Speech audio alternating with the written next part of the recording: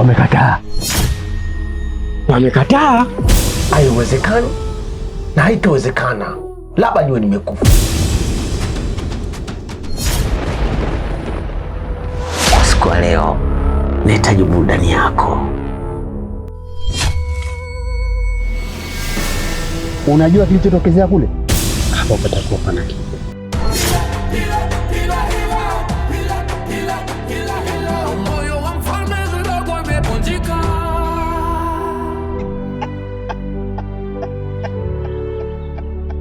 Miungu hiyo hiyo imekataa uzao wa kwanza wa mfalme.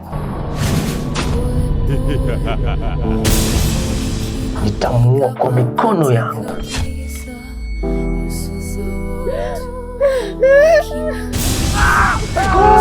Tiko!